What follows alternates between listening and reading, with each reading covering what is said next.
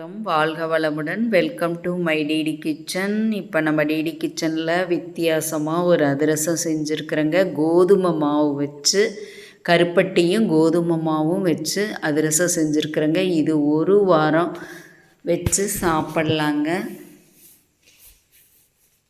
ரொம்பவே சுவையாக இருக்குங்க. அதுவும் கருப்பட்டியில் செய்யல, ரொம்பவே உடம்புக்கும் நல்லதுங்க. இப்போ இதை எப்படி செய்யலான்னு பார்க்கலாங்க. வாங்க, வீடியோவை ஸ்கிப் பண்ணாத பாருங்கள். இப்போ 1.5 கப் நான் கருப்பட்டி எடுத்துருக்குறேங்க. நீங்கள் நாட்டு சர்க்கரை எடுத்துக்கோங்க 1.5 கப். இல்லை அப்படின்னா வெல்லம் கூட எடுத்துக்கலாம். வெல்லம் சுவையாக இருக்குங்க, இன்னுமே கருப்பட்டியை விட சுவையாக இருக்கும். ஆனால் கருப்பட்டி உடம்புக்கு நல்லதுங்கிறதுனால நான் கருப்பட்டி எடுத்துக்கிட்டேன். இப்போ நல்லா கொதிக்க விட்டு நம்ம வடித்து எடுத்துக்கலாங்க. நல்லா கரையட்டும். கரைஞ்ச பிறகு நம்ம வடிகட்டி எடுத்துக்கலாம். இது ஒரு 5 நிமிஷத்தில் கொதிச்சா போதுங்க. சீக்கிரம் கொதி வந்துடும். ஒரு வடிகட்டி எடுத்துக்கலாங்க. ஒரு வடி வச்சு நம்ம வடிகட்டி இப்போ எடுத்துக்கலாம். மறுபடியும் அதே குக்கரை வச்சு அந்த பாகை உள்ளே சேர்த்தி கொதித்த உடனே மாவு போட்டுக்கலாங்க. இதுக்கு பாகுப்பதம் பார்க்கணுங்கிற அவசியமெல்லாம் இல்லை. இப்போ நம்ம குக்கர் ஸ்டவ்வில் வச்சுக்கலாங்க. அதில் மறுபடியும் வடிகட்டினதை உள்ளே சேர்த்திக்கலாம். இப்போ இது கொதிச்சா போதுங்க, லைட்டாக கொதிச்சா போதும். 1 கப் கோதுமை மாவு, 1 கப் அரிசி மாவு. அரிசி மாவு சேர்த்துனா தான் கொஞ்சம் பைண்டிங் நல்லா இருக்குங்க. இதில் 1 ஸ்பூன் எள்ளு சேர்த்திக்கலாங்க. 1/2 ஸ்பூன் ஏலக்காய் தூள் சேர்த்திக்கலாம். ஏலக்காய் தூள் 1/2 ஸ்பூன் சேர்த்திக்கலாங்க. இப்போ இதெல்லாம் நல்லா கலந்து விட்டுறலாம். கலந்த பிறகு 1 ஸ்பூன் நெய் சேர்த்திக்கலாங்க. இப்போ இது கூட 1 ஸ்பூன் நெய் சேர்த்திக்கலாம். நீங்கள் ஸ்டவ்வை ஆஃப் பண்ணிகிட்டே கிளறுங்க, அடி பிடிச்சிரும். இல்லைன்னா நான் ஸ்டவ் ஆஃப் பண்ணிட்டேன். இப்போ நல்லா கலக்கி கொடுத்துக்கலாங்க. கலக்கின பிறகு நம்ம இந்த கரண்டியில் இருக்கிறதெல்லாம் வலித்து விட்டுறலாம். வலித்து விட்டுட்டு கொஞ்சம் அமுத்தி வச்சிடலாங்க. ஒரு 5 நிமிஷம் இருக்கட்டும் அப்படியே சூட்டோட. கொஞ்சம் சூடு ஆறுனதுக்கப்புறம் மறுபடியும் கரண்டியில் பரட்டி விட்டுட்டு கையில் நல்லா கை பொறுக்கிற அளவுக்கு வந்துடும் பார்த்திங்களா. அப்போ நல்லா பிசைஞ்சு விட்டுக்கலாங்க. இப்போ கையில் கொஞ்சம் நல்லா எண்ணெய் தடச்சிட்டு நல்லா அழுத்தி அழுத்தி பிசைஞ்சு கொடுத்துக்கலாங்க. ரொம்ப ஈஸியாக செய்யலாங்க. டிடி கிச்சனை பிடிச்சா லைக் பண்ணுங்கள், ரொம்ப பிடிச்சா கமெண்ட் பண்ணி ஷேர் பண்ணி சப்ஸ்கிரைப் பண்ணுங்கள் ஃப்ரெண்ட்ஸ். பாருங்கள், பார்க்கும்போதே ரொம்ப நல்லா இருக்குங்க. ஈஸியாக இந்த அதிரசம் செஞ்சிடலாங்க. வீட்டுக்கு கெஸ்ட்டு வராங்கன்னா சீக்கிரம் செஞ்சிடலாங்க.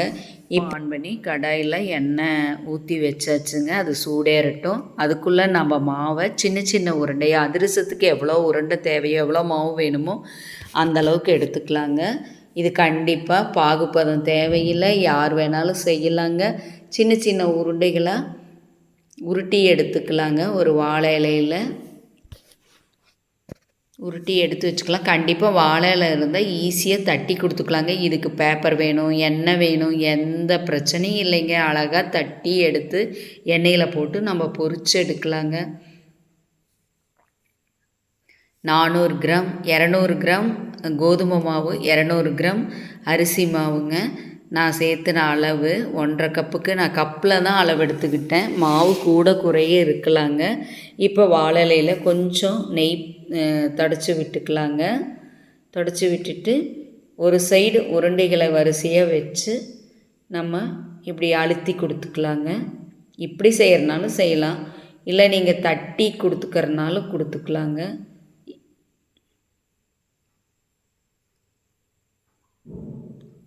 பாருங்கள், உள்ளங்கையில் வச்சு அழுத்தினீங்கன்னா கரெக்டான ஷேப் வருங்க. ரொம்ப அழுத்த வேண்டியதில்லை.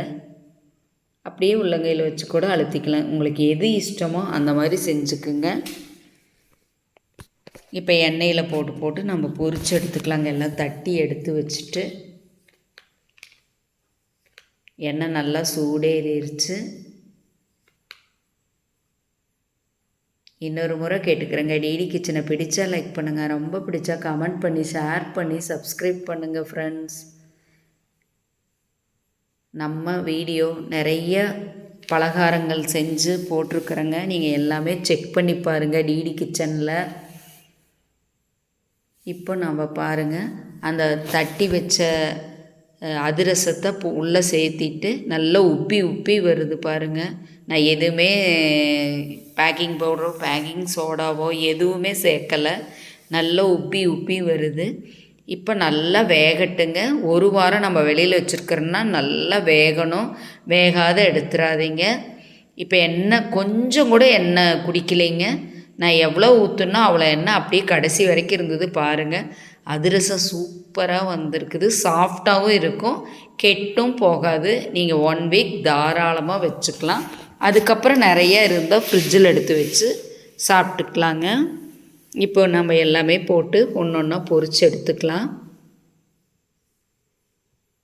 நீங்களும் ஒரு முறை இந்த மாதிரி ட்ரை பண்ணி பாருங்கள். கருப்பட்டி வச்சு செஞ்சு பாருங்கள். வீட்டுக்கு கெஸ்ட்டு வந்துட்டாங்கன்னா சீக்கிரம் செஞ்சிடலாங்க. அதிரசத்துக்கு மாவு ஊற வைக்கணும், பண்ணணும், அந்த பிரச்சனையே இல்லைங்க. ஈஸியாக செய்யலாம்.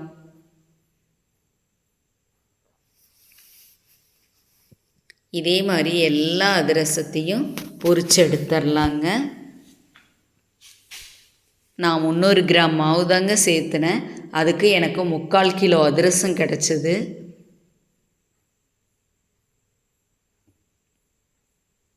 இன்னொன்று போட்டு எடுத்து காமிச்சிட்றேங்க. பாருங்கள், ரொம்பவே நல்லா வந்திருக்குதுங்க. நல்லா திருப்பி திருப்பி கொடுத்துக்கலாம்.